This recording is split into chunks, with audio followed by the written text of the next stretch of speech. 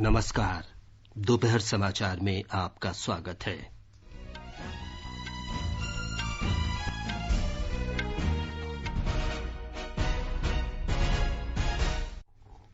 प्रधानमंत्री नरेंद्र मोदी ने कहा, लद्दाख में भारतीय धरती पर बुरी नजर डालने वाले को माकूल जवाब दिया गया। भारत ने विश्व को दिखा दिया है कि वो अपनी संप्रभुता और क्षेत्रीय अखंडता की रक्षा कर सकता है। आत्मनिर्भर भारत के लिए जन भागीदारी का प्रधानमंत्री का आह्वान। प्रधानमंत्री ने बुजुर्गों और अभिभावकों से पारंपरिक खेलों की जानकारी नई पीढ़ी तक पहुंचाने का आग्रह किया। इन खेलों को नए और आकर्षक ढंग से प्रस्तुत करने की अपील की। लॉकडाउन खोलने की अवधि के दौरान कोरोना को हराने और अर्थव्यवस्था को मजबूत करने पर प्रधानमंत्री का विशेष जोर। कोविड से स्वस्थ होने की दर 58.56% हुई। अब तक 3,09,700 से अधिक रोगी स्वस्थ हुए। और वंदे भारत मिशन के तहत विभिन्न देशों से 1,47,000 से अधिक भारतीयों को स्वदेश लाया गया। दोपहर समाचार में अपने सहयोगी सिद्धार्थ सिंह के साथ मैं विमलेंदु पांडे। प्रधानमंत्री नरेंद्र मोदी ने कहा है कि भारत मित्रता की भावना का सम्मान करता है और अपने शत्रुओं को उचित जवाब देने में भी सक्षम है। प्रधानमंत्री ने आज आकाशवाणी से मन की बात कार्यक्रम में कहा कि हमारे वीर सैनिकों ने साबित कर दिया है कि वे अपनी मातृभूमि के गौरव और मान सम्मान पर किसी को बुरी नजर नहीं डालने देंगे।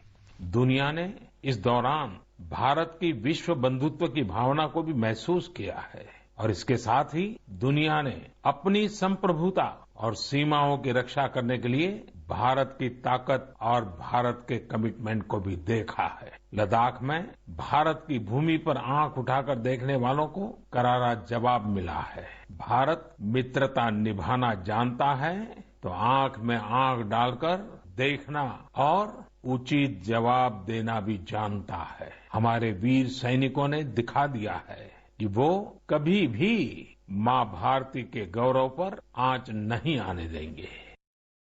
श्री मोदी ने कहा कि हमारे जो वीर जवान शहीद हुए हैं, उनके शौर्य को पूरा देश नमन कर रहा है। इन सैनिकों के परिवारों की तरह ही हर भारतीय उन्हें खोने का दर्द का अनुभव कर रहा है। प्रधानमंत्री ने कहा कि मातृभूमि की रक्षा के लिए जिस संकल्प के साथ हमारे जवानों ने बलिदान दिया है, वही हमारे जीवन का ध्येय होना चाहिए। श्री मोदी ने कहा कि देश आत्मनिर्भर बने, यही हमारे शहीदों को सच्ची श्रद्धांजलि होगी। भारत माता की रक्षा के जिस संकल्प से हमारे जवानों ने बलिदान दिया है, उसी संकल्प को हमें भी जीवन का ध्येय बनाना है, हर देशवासी को बनाना है। हमारा हर प्रयास इसी दिशा में होना चाहिए जिससे सीमाओं की रक्षा के लिए देश की ताकत बढ़े, देश और अधिक सक्षम बने, देश आत्मनिर्भर बने। यही हमारे शहीदों को सच्ची श्रद्धांजलि भी होगी।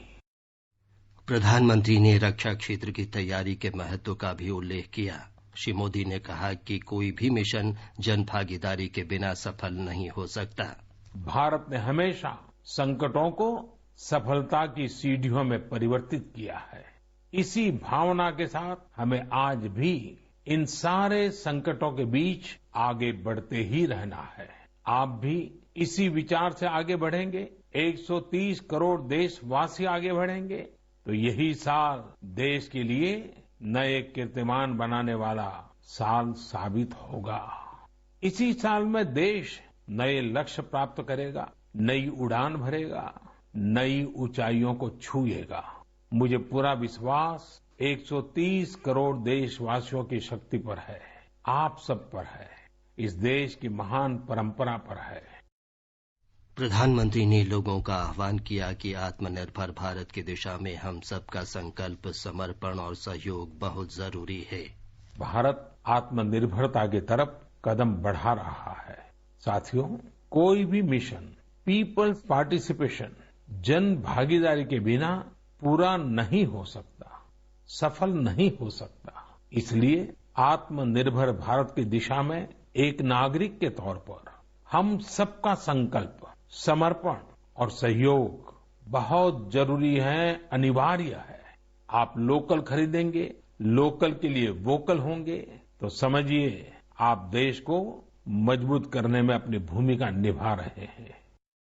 श्री मोदी ने कहा कि कोरोना महामारी के दौरान लोगों को स्वयं विभिन्न बीमारियों से बचना होगा। उन्होंने आयुर्वेदिक दवाओं, जड़ी बूटियों से निर्मित औषधि और गर्म पानी के सेवन से स्वयं को स्वस्थ रखने का सुझाव दिया। प्रधानमंत्री ने कहा कि लॉकडाउन खोला जा रहा है, लेकिन हमें अभी सतर्क रहना होगा। लॉकडाउन से ज्यादा सतर्कता हमें अनलॉक के दौरान बरतनी है। आपकी सतर्कता ही आपको कोरोना से बचाएगी। इस बात को हमेशा याद रखिए कि अगर आप मास्क नहीं पहनते हैं, 2 गज की दूरी का पालन नहीं करते हैं या फिर दूसरी जरूरी सावधानियां नहीं बरतते हैं तो आप अपने साथ साथ दूसरों को भी जोखिम में डाल रहे हैं, खास तौर पर घर के बच्चों और बुजुर्गों को।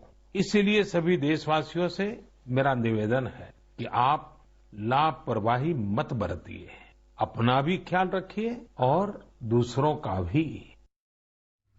प्रधानमंत्री ने कहा कि कोरोना महामारी के दौरान अदरक, हल्दी और अन्य मसालों की मांग न केवल भारत में बल्कि अमेरिका में भी बढ़ गई है। उन्होंने कहा कि समूचा विश्व इस समय अपनी रोग प्रतिरोधक क्षमता बढ़ाने में लगा है और ऐसी क्षमता बढ़ाने वाली चीजों का संबंध हमारे देश से है। प्रधानमंत्री ने कहा कि हमें इन चीजों के बारे में दुनिया भर को सहज और सरल भाषा में जानकारी देनी चाहिए ताकि वे इसे आसानी से समझ सकें और हम स्वस्थ विश्व बनाने में अपना योगदान दे सकें। श्री मोदी ने कहा कि मानसून अब देश के अधिकतर भागों में पहुंच चुका है और मौसम वैज्ञानिकों में वर्षा को लेकर बहुत उत्साह और आशा है।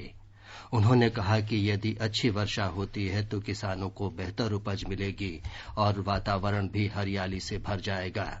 प्रधानमंत्री ने लोगों से अपील की कि वे पर्यावरण की रक्षा के लिए वर्षा के पानी का बड़े पैमाने पर संचय करें। प्रधानमंत्री ने कर्नाटका के बुजुर्ग किसान कामेगौड़ा का जिक्र किया जो अपने इलाके में नए तालाब बना रहे हैं। उन्होंने कहा कि कामेगौड़ा कड़ी मेहनत से अब तक 16 तालाब बना चुके हैं। श्री मोदी ने गुजरात के वडोदरा का भी उल्लेख किया जहां स्थानीय निवासियों ने मिलकर 1000 स्कूलों में वर्षा के जल का संचय किया है। प्रधानमंत्री ने लोगों से अनुरोध किया कि गणेश चतुर्थी के दिन पर्यावरण के अनुरूप गणेश की प्रतिमाएं बनाएं। पचीसी, मोक्षपाटम और गुट्टा जैसे पारंपरिक खेलों का जिक्र करते हुए प्रधानमंत्री ने परिवारों के बुजुर्गों से आग्रह किया कि वे इन खेलों के बारे में नई पीढ़ी को भी जानकारी दें। मेरा घर के नाना नानी, दादा दादी, घर के बुजुर्गों से आग्रह है कि नई पीढ़ी में ये खेल आप अगर ट्रांसफर नहीं करेंगे तो कौन करेगा। जब ऑनलाइन पढ़ाई की बात आ रही है तो बैलेंस बनाने के लिए, ऑनलाइन खेल से मुक्ति पाने के लिए भी हमें ऐसे करना ही होगा। हमारी युवा पीढ़ी के लिए भी, हमारे स्टार्टअप्स के लिए भी यहाँ एक नया अवसर है और मजबूत अवसर है। हम भारत के पारंपरिक इंडोर गेम्स को नए और आकर्षक रूप में प्रस्तुत करें। उनसे जुड़ी चीजों को जुटाने वाले, सप्लाई करने वाले स्टार्टअप्स बहुत पॉपुलर हो जाएंगे। और हमें ये भी याद रखना है, हमारे भारतीय खेल भी तो लोकल है और हम लोकल के लिए वोकल होने का प्रण पहले ही ले चुके हैं। श्री मोदी ने कहा कि भारत ऐतिहासिक रूप से सभी आपदाओं और चुनौतियों पर विजय हासिल कर और ज्यादा निखर कर सामने आया है। भारत का इतिहास ही आपदाओं और चुनौतियों पर जीत हासिल कर और ज्यादा निखर कर निकलने का रहा है। सैकड़ों वर्षों तक अलग अलग आक्रांताओं ने भारत पर हमला किया, उसे संकटों में डाला। लोगों को लगता था कि भारत की संरचना ही नष्ट हो जाएगी, भारत की संस्कृति ही समाप्त हो जाएगी। लेकिन इन संकटों से भारत और भी भव्य होकर सामने आया। ये समाचार आकाशवाणी से प्रसारित किए जा रहे हैं। ताजा समाचार जानने के लिए आप हमारे Twitter handle @AIR News Hindi को फॉलो कर सकते हैं।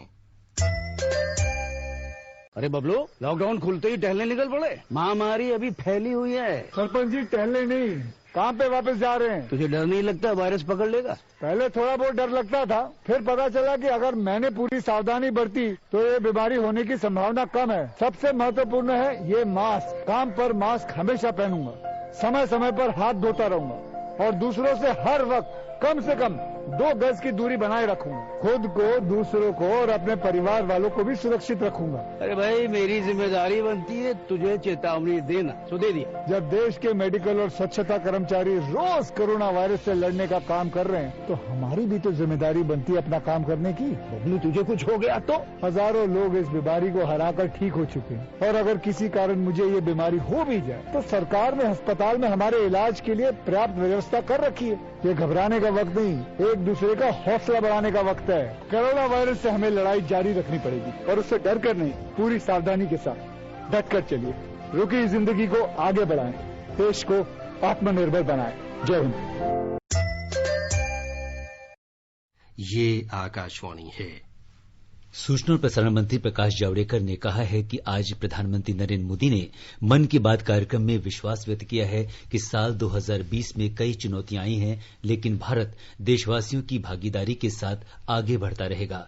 एक ट्वीट में श्री जावड़ेकर ने कहा कि ये वर्ष देश को नई दिशा देने का वर्ष सिद्ध होगा। नई चुनौतियां आई, अनेक संकट आए, लेकिन इसके लिए ये साल खराब नहीं होगा। ये वर्ष भी नई दिशा देगा भारत को, और 130 करोड़ लोगों के जनसहभागिता से इन चुनौतियों को हम पार करेंगे और ये साल भी एक कामयाब साल बनाएंगे। तो ये विश्वास जगाना बहुत महत्वपूर्ण है, और उन्होंने उसके साथ जिस तरह से अपने वीर जवानों को श्रद्धांजलि भी दी, पीवी नरसिम्हा राव जी के जीवन पर भी उन्होंने बात की, तो और बाकी घर में कैसे समय बिताए इसके बारे में जो बताया, ये बेहद ही लोगों को अच्छा लगा है, और इसलिए ये मन की बात एक महत्वपूर्ण कम्युनिकेशन का आधार बना है। अरुणाचल प्रदेश के पूर्वी सियांग जिले के मिरेम गांव के लोग आज प्रधानमंत्री के मन की बात का प्रसारण सुनकर बहुत खुश थे।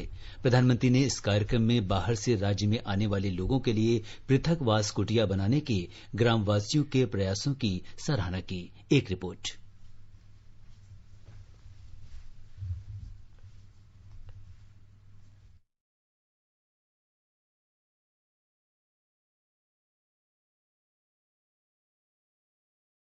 मिरम ईस्ट सियांग जिले का सबसे बड़ा गांव है और इसमें 5 आंचल सेगमेंट्स हैं। मिरम गांव के प्रत्येक सेगमेंट के लोगों ने स्थानीय संसाधनों का उपयोग कर 2-2 क्वारंटाइन हट और अलग से शौचालय का निर्माण किया है। इस गांव के प्रत्येक परिवार ने इसके लिए 2 बांस और छत के लिए 10 तोको पत्ता प्रदान किया है। इसके अलावा इस गांव के प्रत्येक व्यक्ति ने क्वारंटाइन हट के निर्माण में सक्रिय श्रमदान किया है। प्रधानमंत्री नरेंद्र मोदी ने आज मन की बात कार्यक्रम में मिरम गांव के लोगों के प्रयास की सराहना करते हुए कहा कि मिरम गांव के लोगों के इस सामूहिक प्रयास और जागरूकता ने सबका ध्यान अपनी ओर आकर्षित किया है। राकेश दोले, आकाशवाणी समाचार, ईटानगर। प्रधानमंत्री नरेंद्र मोदी ने वडोदरा जिले के स्कूलों में वर्षा जल संग्रह की एक अनूठी परियोजना की चर्चा की। ये देश की ऐसी पहली परियोजना है जिसमें जिले के सभी सरकारी स्कूलों को मानसून के दौरान वर्षा जल संरक्षण के काम में शामिल किया गया है।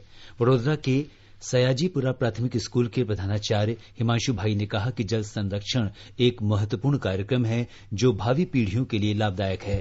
तो टेरेस में जो पानी बारिश का जमा होता है वो सब मैंने पाइप द्वारा नीचे लाया, और टैंक में फिल्टर होके वो पानी वो बोर के अंदर 150 फुट नीचे चला जाता है। जो आज तक जितनी भी बारिश गिरी वो उसका सब पानी नीचे चला गया। हमारा अंदाजा है 1.5 से 2 लाख लीटर पानी हर एक सीजन में हम वाटर रिचार्ज करेंगे। एकदम मीठा पानी है, यहाँ की जमीन में मीठा पानी कम निकलता है। इस परियोजना के बारे में हमारे संवाददाता की रिपोर्ट। वर्षा जल संचयन परियोजना एक अनुकरणीय कार्य है। इस परियोजना की कल्पना वडोदरा की जिला कलेक्टर शालिनी अग्रवाल ने की थी। वडोदरा जिले के 1000 सरकारी स्कूलों में 1 साल में पूरी होने वाली इस परियोजना को सिर्फ 9 महीने में पूरा किया गया। मानसून के दौरान प्रत्येक स्कूल द्वारा 1 लाख लीटर पानी का संचय होगा। इस प्रकार कुल 10 करोड़ लीटर से अधिक बारिश के पानी को व्यर्थ होने से बचाकर जमीन में संग्रह किया जाएगा। इस प्रोजेक्ट से वर्षा जल को बचाने के अलावा स्कूली छात्रों को जल संचयन का महत्व समझाने में भी मदद मिलेगी। वडोदरा में हेमंत व्यास के साथ योगेश पंड्या, आकाशवाणी समाचार, अहमदाबाद। गलवान घाटी में शहीद जवान और बिहार के सहरसा जिले के निवासी कुंदर कुमार के पिता निमिंद यादव ने कहा कि देश के लिए बलिदान देने पर उन्हें अपने पुत्र पर गर्व है। उन्होंने कहा कि वे अपने शहीद बेटे के पुत्र को भी सेना में भर्ती कराना चाहेंगे। देश के लिए बेटा ने शहीद हुआ है, मगर पोता को भेज रहे हैं, 2 पोता है, उसको भेजे। शहीद जवान की पत्नी बेबी कुमारी ने कहा कि उन्हें अपने पति की शहादत पर गर्व है। उन्होंने भी देश की सेवा के लिए अपने पुत्र को सेना में भर्ती कराने की इच्छा व्यक्त की। जैसे मेरा पति देश की सेवा में अभी चला गया दुनिया छोड़कर, इसी तरह हम दोनों अपने पुत्र को भी देश की सेवा में उसका बदला लेने के लिए भेजेंगे। बेटा को बढ़िया स्कूल में पढ़ाई लिखाई चाहिए, सब मेंटेन चाहिए, उसके बदला में सर्विस चाहिए, पेंशन चाहिए, सब कुछ चाहिए। गृहमंत्री अमित शाह ने लद्दाख सीमा गतिरोध के मुद्दे पर सरकार की लगातार आलोचना करने पर कांग्रेस के पूर्व अध्यक्ष राहुल गांधी की कड़ी आलोचना की है। समाचार एजेंसी एएनआई से भेंटवार्ता में श्री शाह ने राहुल गांधी पर आरोप लगाया कि वे इस मुद्दे पर ओछी राजनीति कर रहे हैं और ऐसे बयान दे रहे हैं जो चीन तथा पाकिस्तान को पसंद हैं। श्री शाह ने कहा कि सरकार इस मुद्दे पर संसद में खुली बहस करने को तैयार है। गृहमंत्री ने कहा कि सरकार देश विरोधी दुष्प्रचार से निपटने में पूरी तरह सक्षम है, लेकिन अफसोस की बात है कि एक बड़ी राजनीतिक पार्टी के पूर्व अध्यक्ष संकट की इस घड़ी में इस पर राजनीति कर रहे हैं। कांग्रेस पार्टी के लिए चिंता का विषय है कि इनके नेता के हैशटैग को पाकिस्तान और चीन बढ़ावा दे रहा है। आप ऐसी बात करते हो जो पाकिस्तान और चीन पसंद करता है, और ऐसे संकट के समय में पार्लियामेंट होनी है, चर्चा करनी है तो आइए करेंगे। 62 से लेकर आज तक 2-2 हाथ हो जाए, कोई नहीं डरता चर्चा से। मगर जब देश के जवान संघर्ष कर रहे हैं, सरकार एक स्टैंड लेकर ठोस कदम उठा रही है, उस वक्त पाकिस्तान और चीन को खुशी हो इस प्रकार के स्टेटमेंट देना किसी ने नहीं करना। श्री शाह ने दिल्ली में कोविड महामारी की स्थिति पर दिल्ली के उप मुख्यमंत्री मनीष सिसोदिया की इस टिप्पणी पर असहमति जताई कि दिल्ली में जुलाई के अंत तक संक्रमित लोगों की संख्या बढ़कर 5.5 लाख हो जाएगी। गृहमंत्री ने कहा कि सिसोदिया के बयान से लोगों में डर पैदा हो गया है। उन्होंने आशा व्यक्त की कि ऐसी स्थिति कभी नहीं आएगी। गृहमंत्री ने यह भी कहा कि दिल्ली में कोविड महामारी का सामुदायिक प्रसार नहीं हुआ है।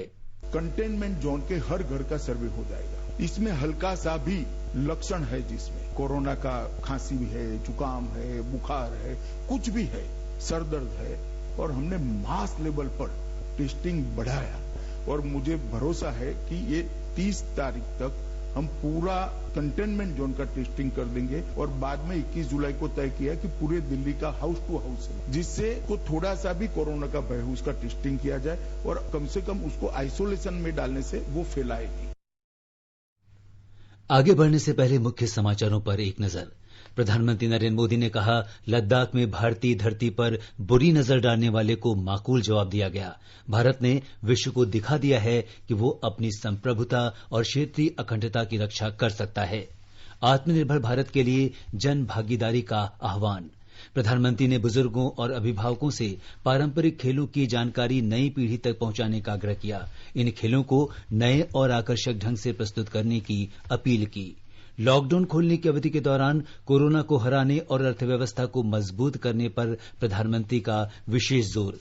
कोविड से स्वस्थ होने की दर 58.56% हुई। अब तक 3,09,700 से अधिक रोगी स्वस्थ हुए, और वंदे भारत मिशन के तहत विभिन्न देशों से 1,47,000 से अधिक भारतीयों को स्वदेश लाया गया।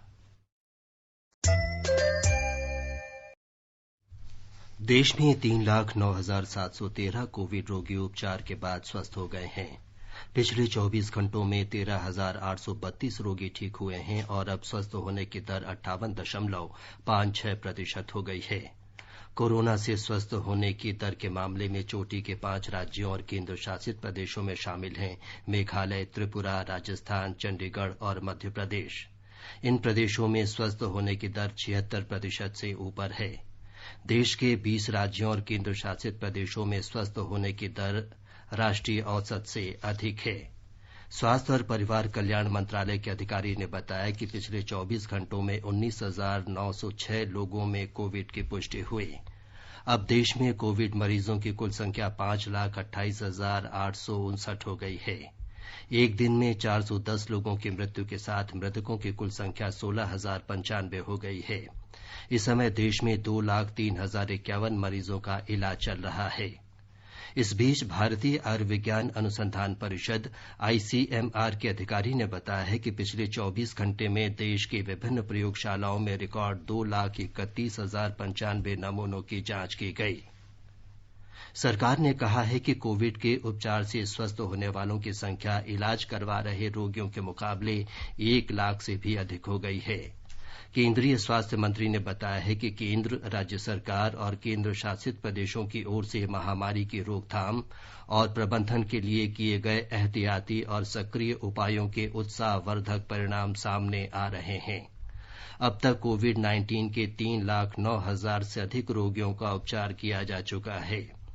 इस बीमारी से स्वस्थ होने की दर बढ़कर अब 58.56% हो गई है।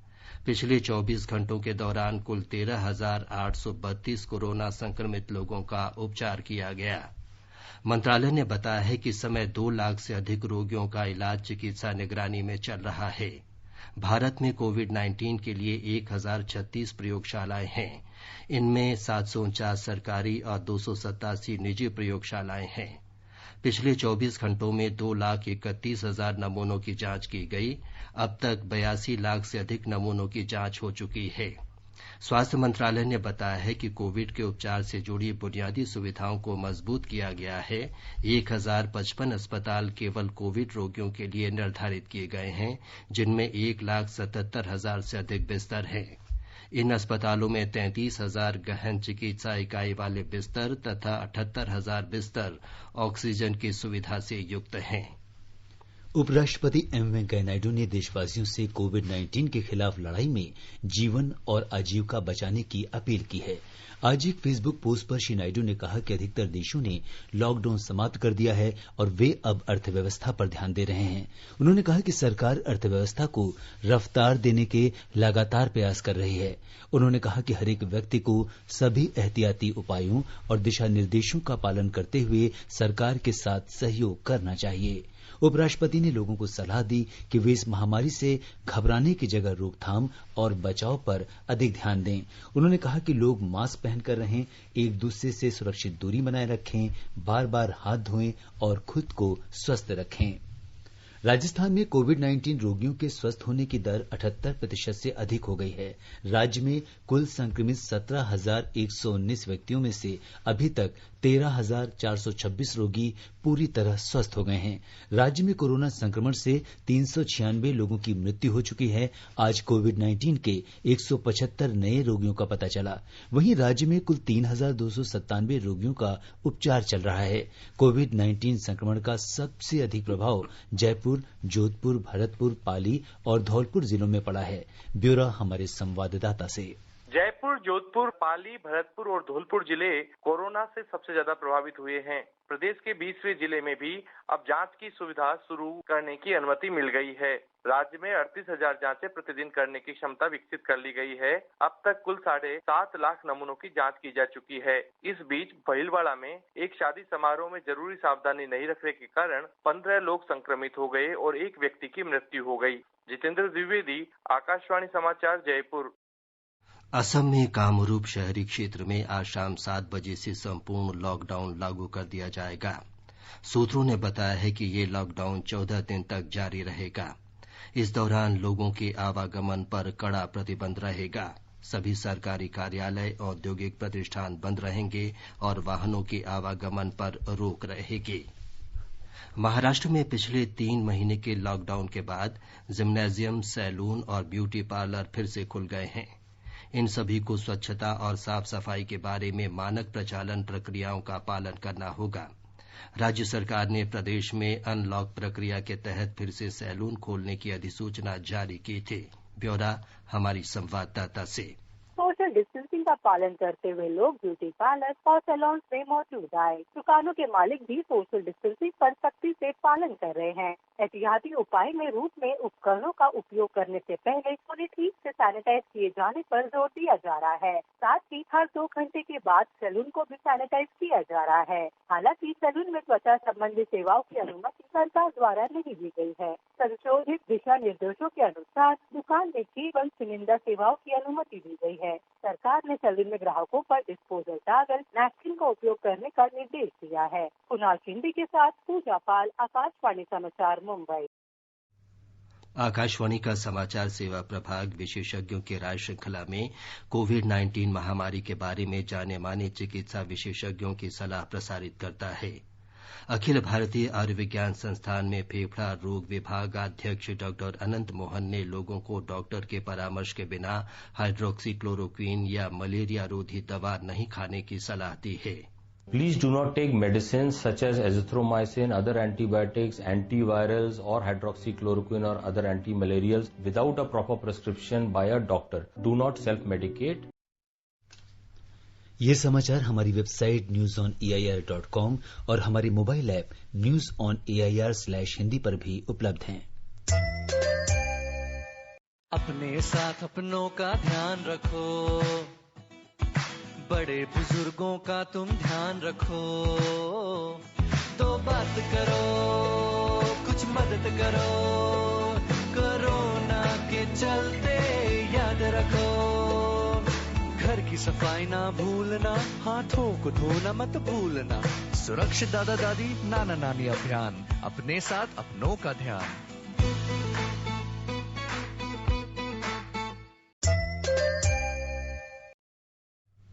दोपहर समाचार में आपका फिर स्वागत है। नागरिक उड्डयन मंत्री हरदीप सिंह पुरी ने कहा है कि वंदे भारत मिशन के तहत उड़ानों के जरिए 1,47,000 भारतीय स्वदेश लौट चुके हैं, जबकि 52,000 से अधिक यात्री भारत से विभिन्न देशों को गए हैं।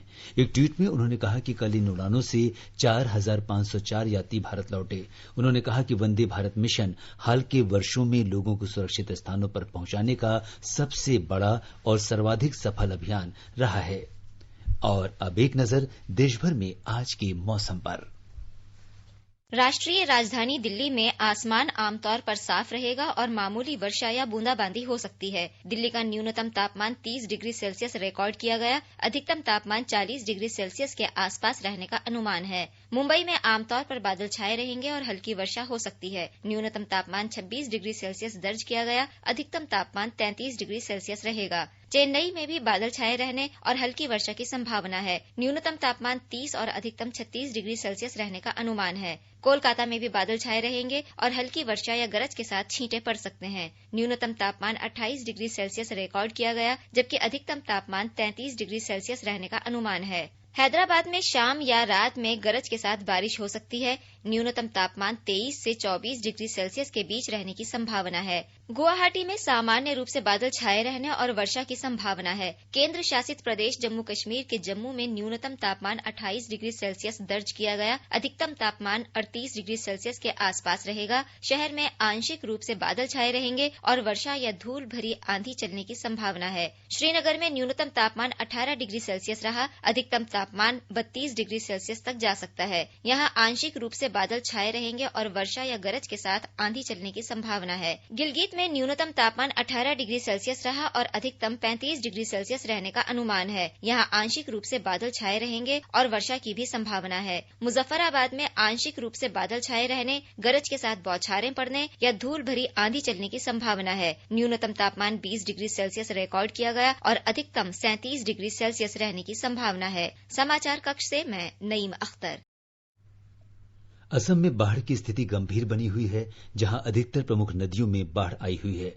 आधिकारिक सूत्रों ने गुवाहाटी में बताया कि राज्य के 20 जिलों में 5,65,000 लोग बाढ़ से प्रभावित हैं। बाढ़ के पानी से 56,000 हेक्टेयर क्षेत्र में फसल को नुकसान पहुंचा है।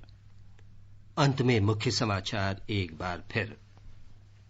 प्रधानमंत्री नरेंद्र मोदी ने कहा, लद्दाख में भारतीय धरती पर बुरी नजर डालने वाले को माकूल जवाब दिया गया। भारत ने विश्व को दिखा दिया है कि वो अपनी संप्रभुता और क्षेत्रीय अखंडता की रक्षा कर सकता है। आत्मनिर्भर भारत के लिए जन भागीदारी का प्रधानमंत्री ने आह्वान किया। प्रधानमंत्री ने बुजुर्गों और अभिभावकों से पारंपरिक खेलों की जानकारी नई पीढ़ी तक पहुंचाने का आग्रह किया। इन खेलों को नए और आकर्षक ढंग से प्रस्तुत करने की अपील की। लॉकडाउन खोलने की अवधि के दौरान कोरोना को हराने और अर्थव्यवस्था को मजबूत करने पर प्रधानमंत्री का विशेष जोर। कोविड से स्वस्थ होने की दर 58.56% हुई। अब तक 3,09,700 से अधिक रोगी स्वस्थ हुए। और वंदे भारत मिशन के तहत विभिन्न देशों से 1,47,000 से अधिक भारतीयों को स्वदेश लाया गया। इसके साथ ही दोपहर समाचार का ये अंक समाप्त हुआ। नमस्कार।